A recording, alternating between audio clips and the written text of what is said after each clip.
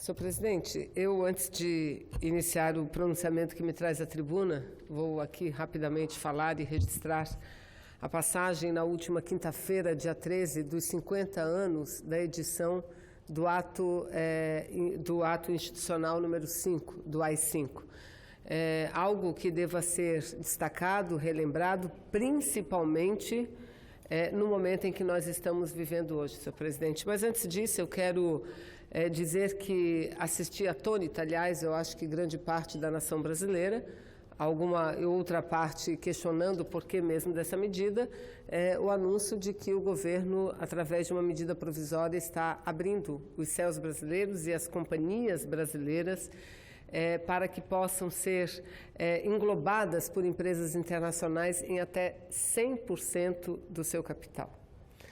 Isso, senhor presidente, é algo que eu considero algo que representa um golpe contra a economia nacional.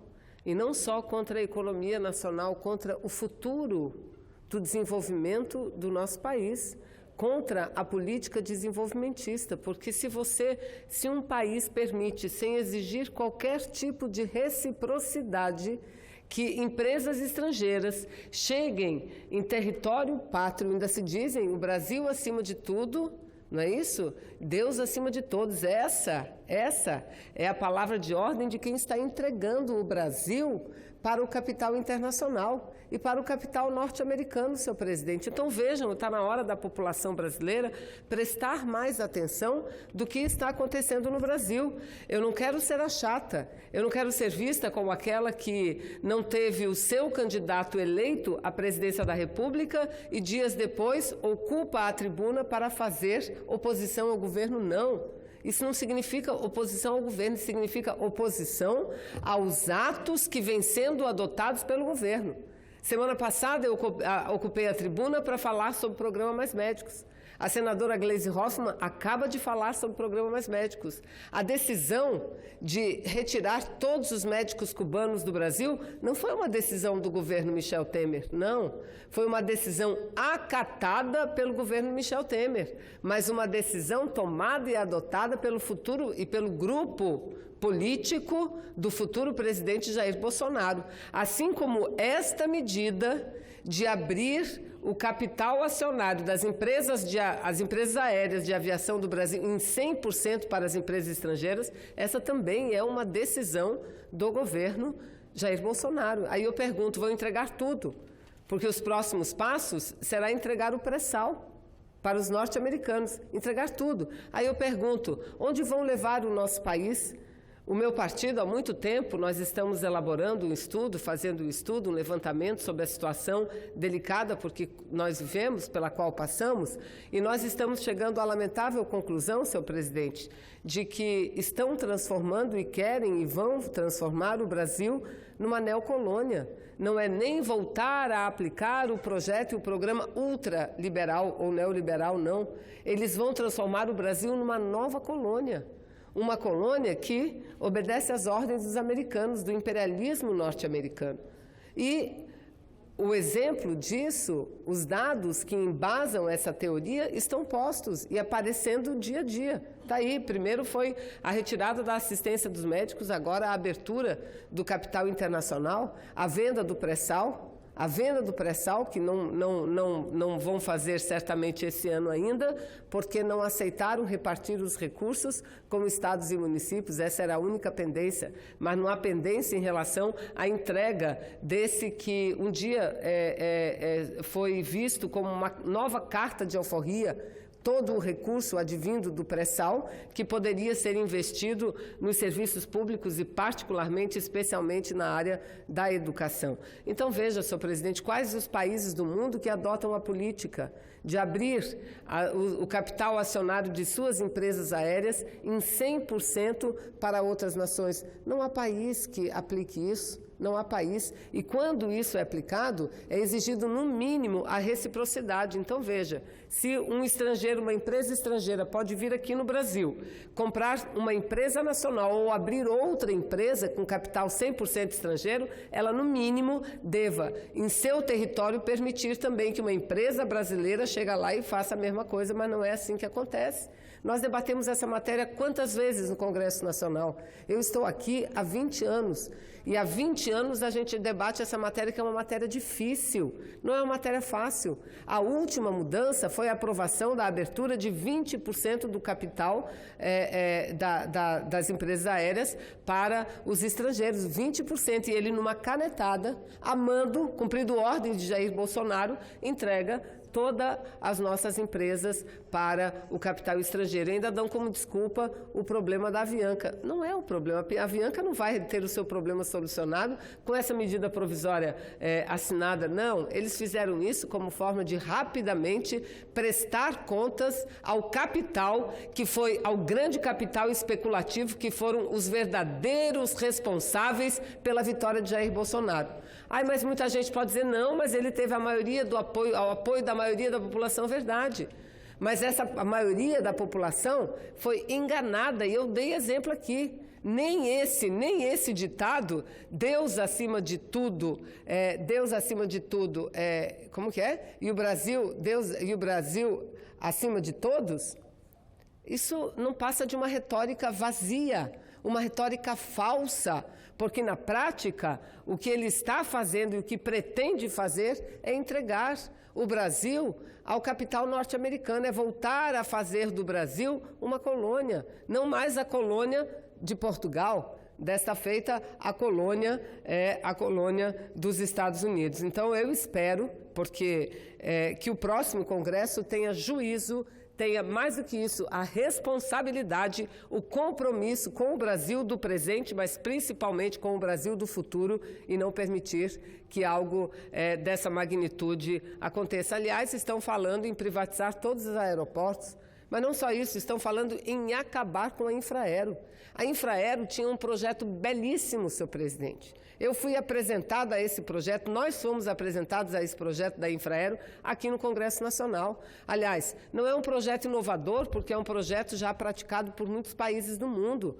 Reino Unido, China, vários países do mundo que também têm suas empresas de organização, administração aeroportuárias, e que transformaram essas empresas em grandes empresas transnacionais, empresas que não só dão conta de fazer tudo aquilo que precisa ser feito em seus países, mas que ainda trazem benefícios e recursos para os seus países, porque atuam no mundo inteiro. Enquanto isso acontece, enquanto as empresas públicas de administração, de controle aeroportuário se expandem, empresas públicas se expandem pelo mundo, ele está anunciando acabar com a nossa Infraero, senhor presidente. Eu volto a dizer, aí não adianta dizer que é problema de corrupção, porque é a mesma coisa de dizer que se a pessoa está muito doente, então dá o veneno ao invés de dar o remédio, porque seria mais fácil. O remédio que eles receitam para o Brasil não é melhorar a gestão pública, que seria o correto, não é dar veneno, é acabar, é usar a privatização como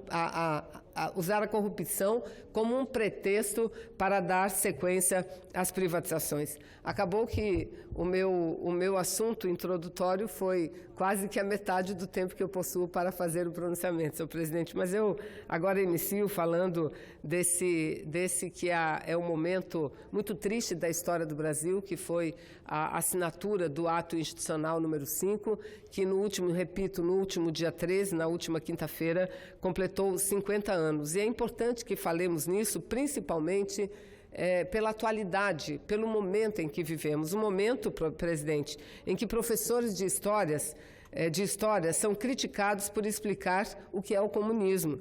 Que livros como Meninos Sem Pátria livro lançado na década de 80, são retirados da lista de leitura do 6º ano, porque a escola foi acusada de doutrinar crianças com a ideologia comunista em sala de aula. Momento em que as pessoas que defendem os direitos humanos também são chamadas de comunistas, ou seja, usam o termo comunista como se fosse um xingamento, como se ser comunista fosse um grande equívoco, um grande erro, fosse um grande absurdo. Foi exatamente com essa concepção da caça aos comunistas que há 50 anos o Brasil viu um presidente da República assinar um 5º ato institucional que acabou de vez com todos os espaços, os mínimos espaços democráticos que ainda existiam naquele momento, senhor presidente. Então, eu passo agora a falar rapidamente sobre esse famigerado AI-5.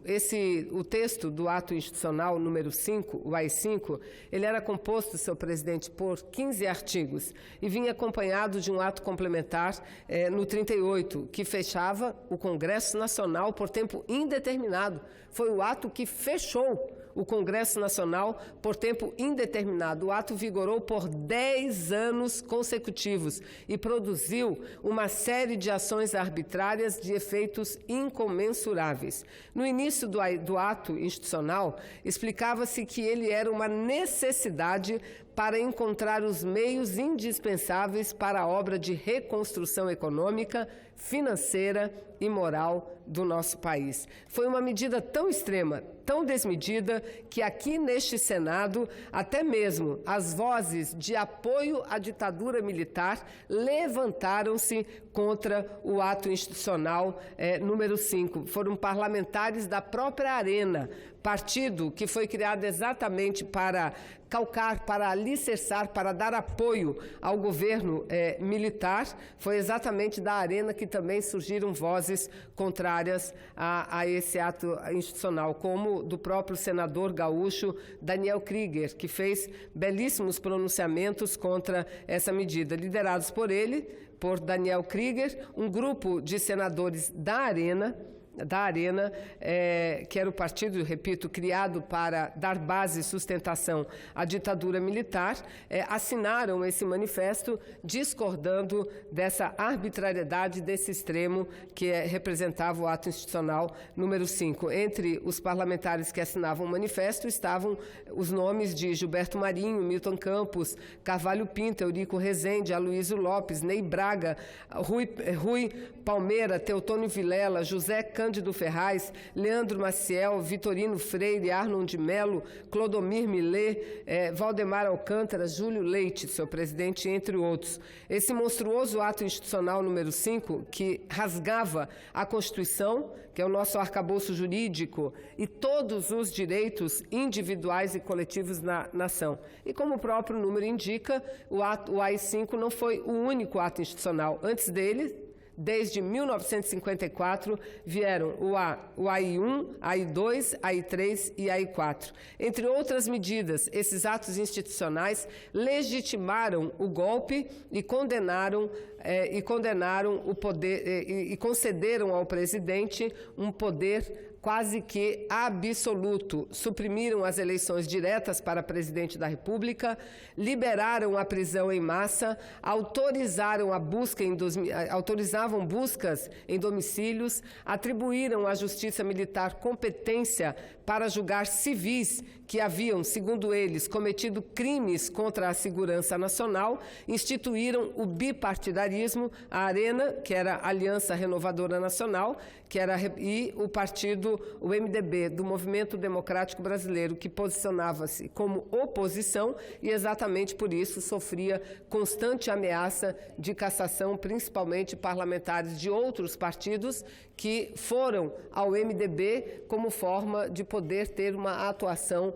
institucional, uma atuação mais legal, mas todos permanentemente ameaçados de cassação. E é bom que se diga, senhor presidente, que os poderes eram tantos aos militares e ao presidente da República que não precisava ter cometido qualquer pessoa, qualquer ato contra a nação. Não, qualquer ato em defesa do trabalhador eram por eles caracterizados como ato contra a nação e por isso mesmo sofriam as penas duras da legislação, que eram exatamente as penas as penas da ditadura, senhor presidente. As eleições, como eu disse, foram suprimidas para governadores dos estados e para os prefeitos das capitais e convocaram deputados e senadores para eleger um novo presidente e elaborar a nova Constituição. Além disso tudo, pouco antes de deixar o governo, Castelo Branco decretou a Lei de Segurança Nacional, segundo a qual qualquer pessoa considerada desestabilizadora, era o que eu dizia aqui, do regime instituído,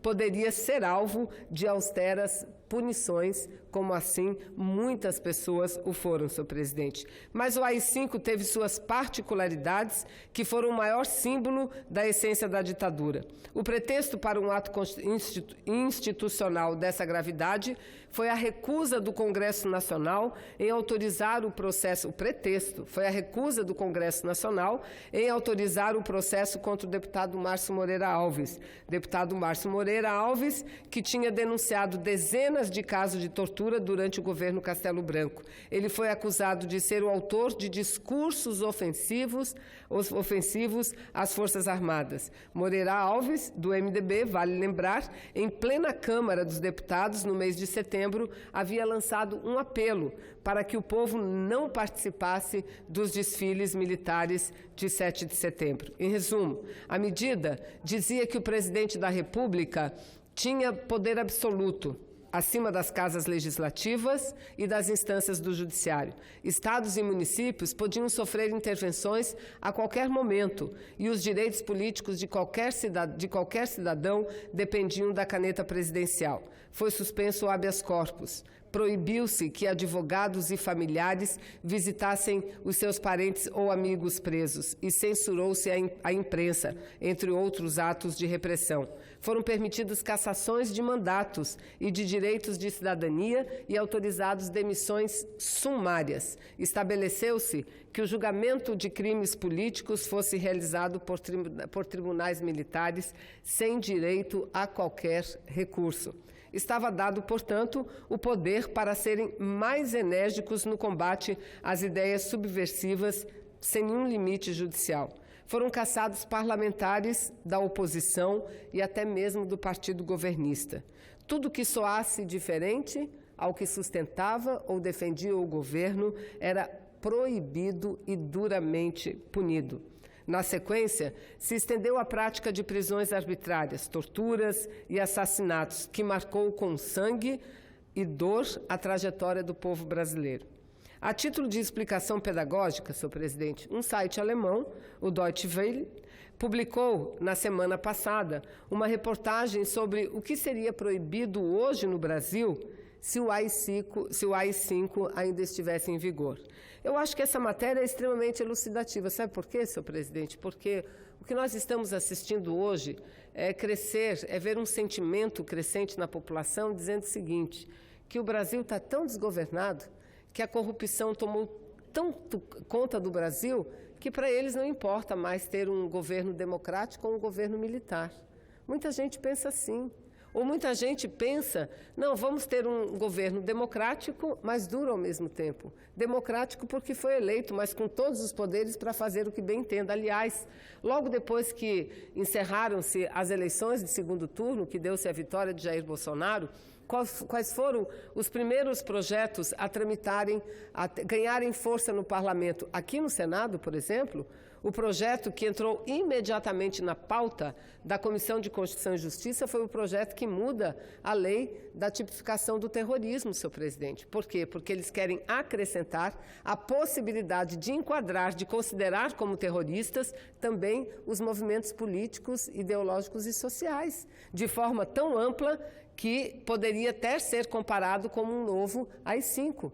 Em que o presidente, os governantes ou o judiciário poderia fazer absolutamente tudo contra aqueles que não comungam com a ideia de quem está no poder. Então, é muito elucidativo, é muito didático fazer uma comparação hoje, senhor presidente, como seria o Brasil hoje se nós ainda vivêssemos sendo regidos pelo ato institucional número 5. Então, vejam, senhor presidente, o primeiro ponto, não haveria mais eleições no Brasil. e nem debates políticos acalorados, já que votar e ser votado para presidente, principalmente para prefeitos de capitais e governadores, era proibido. Foi proibido durante a ditadura. Mas também não ia poder criticar o governo. Falar mal do governo, dos políticos na internet, não só seria proibido, mas como seria crime, senhor presidente. Vale lembrar que jornalistas e vários críticos do regime militar foram exilados do Brasil ou foram duramente assassinados durante o regime da ditadura e ainda assassinados sob a pecha de que eram terroristas, comunistas terroristas, senhor presidente. As redes sociais na internet, essas também certamente, se vivêssemos sob o AI-5, seriam proibidas. Provavelmente seria proibido ter um blog ou uma página na internet se o AI-5 ainda estivesse em vigor, já que o ato ampliava a criminalização das opiniões e atividades políticas dos cidadãos. Ter um perfil nas redes sociais também poderia ser muito perigoso, pois provavelmente se transformaria em mais um mecanismo de vigilância do Estado. Todo cuidado seria pouco, e até uma foto ou uma curtida poderia ser considerado um ato de subversão contra o regime militar. Então, veja, para quem é tão ativo nas redes sociais, olha só o risco que nós estamos vivendo. As pessoas não teriam direito mais a expressar as suas opiniões. As liberdades de expressão e manifestação, que são direitos fundamentais garantidos a todos os brasileiros desde a Constituição de 1988, durante o AI-5, contudo, nem mesmo a imprensa tinha liberdade para noticiar coisas que a censura e o governo não aprovasse. Do mesmo modo, seria crime organizar, participar, apoiar ou simplesmente apoiar greves de trabalhadores, como a greve dos caminhoneiros desse ano, manifestações populares e protestos políticos, como os que aconteceram no mês de julho de 2003, com o AI-5. Tudo isso seria proibido, nada disso seria permitido. Os jornais também não poderiam seguir fazendo a divulgação, as denúncias, publicando as matérias que publicam hoje, porque seriam censurados como foram durante todo o período do AI-5. Encontrar na mídia, assim como ler ou compartilhar informações sobre escândalos políticos,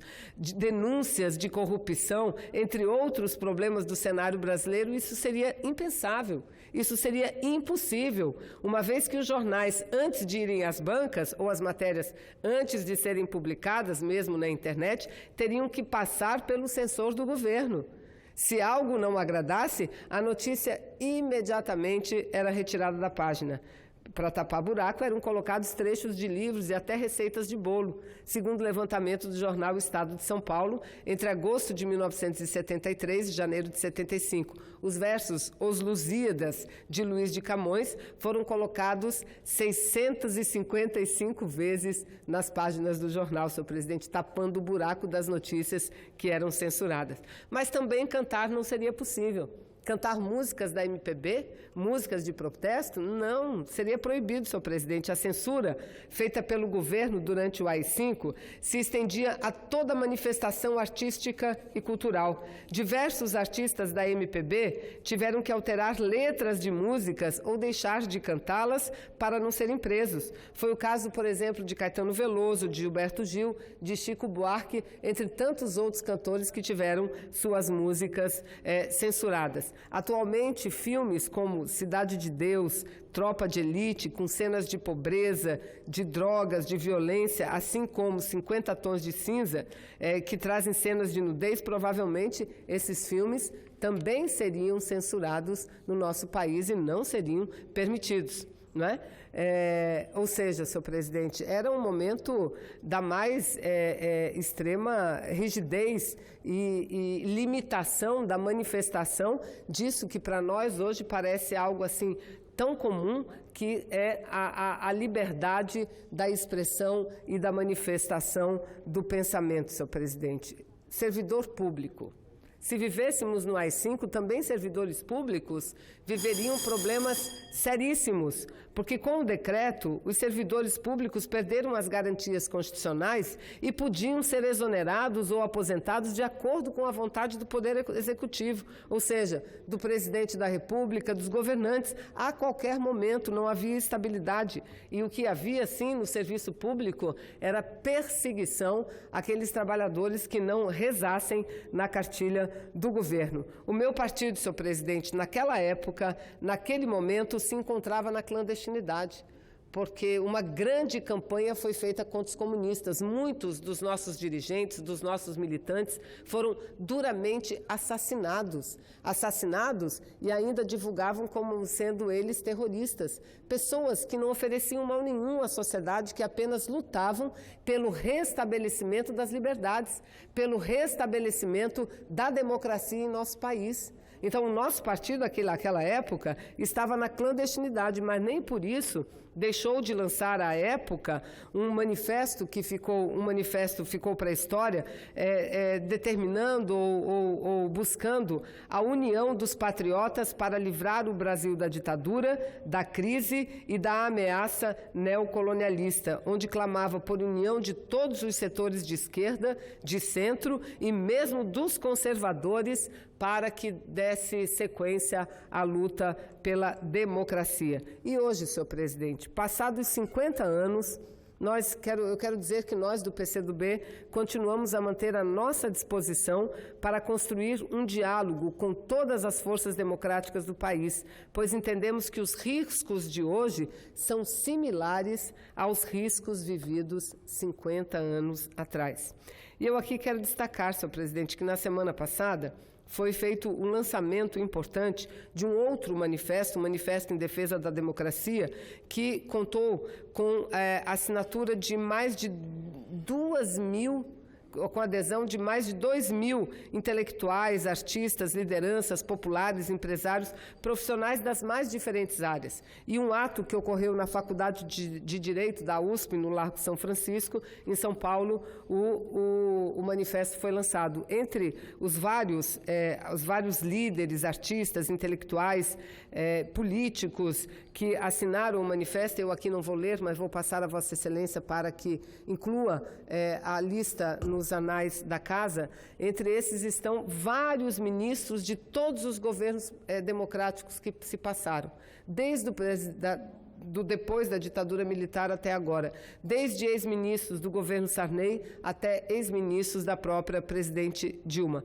ao lado de líderes religiosos, de cientistas, juristas, advogados, líderes, enfim, líderes de todos os segmentos, trabalhadores, liberais, assinaram um manifesto que defende a necessidade da luta permanente pela democracia. E se me permite, Vossa Excelência, eu sei que meu tempo acaba, mas é bem curtinho o manifesto, eu faço questão de ler, senhor presidente, esse manifesto que, repito, assinado por milhares de pessoas intelectuais do nosso país e que foi lançado num ato muito importante que aconteceu semana passada na USP, no estado de São Paulo. Diz o seguinte o manifesto: hoje, quando se completam 50 anos da edição do AI-5, que marcou o estabelecimento de um regime de terror de Estado, nós, cidadãos e cidadãs brasileiras, reafirmamos a importância da manutenção dos princípios consagrados na Constituição de 1988, ou seja, a República, a democracia e o Estado de Direito. A garantia das liberdades, dos direitos humanos, individuais e sociais, do livre exercício da cidadania nos une para além de eventuais diferenças e nuances ideológicas ou político-partidárias. Enfatizamos nosso compromisso com a pluralidade e a diversidade cultural, de crenças e de comportamento da sociedade brasileira. Nesse sentido, conclamamos os democratas a se unirem para manter as liberdades duramente conquistadas ao longo das últimas 3 décadas. E é apenas isso. São Paulo, 13 de dezembro de 2018. Ou seja, senhor presidente, um manifesto simples, mas com um conteúdo gigante e um conteúdo simbólico significativo, porque, repito, assinado exatamente no dia 13 de dezembro de 2018, dia em que o Brasil vivenciou os 50 anos da assinatura do AI-5. E eu me refiro a isso porque não há direito, não há avanço social se não há liberdade, se não há democracia, senhor presidente. Lamento para aqueles que dizem que nós estamos fazendo uma tempestade no copo d'água, para aqueles que dizem que o governo que vai assumir é um governo democrático. Eu quero dizer o seguinte, que ele passou a campanha toda dizendo ser o grande defensor da democracia. Há 28 anos de sua atividade parlamentar, foi elogiando aquele que foi o seu grande ídolo, que era o general Brilhante Ustra, que foi um dos maiores torturadores que o Brasil teve durante a ditadura militar.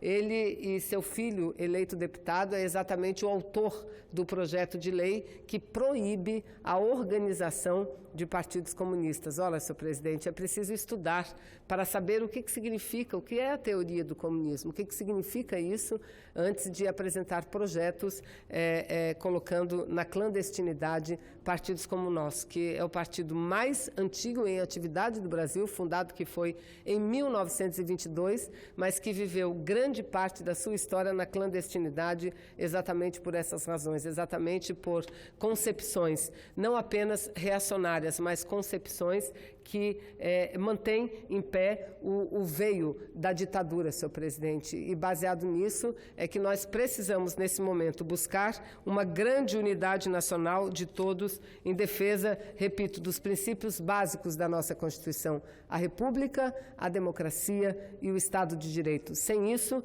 não teremos nenhum avanço social e nem um país que possa garantir uma qualidade de vida melhor a toda a sua gente. Muito obrigada, senhor presidente.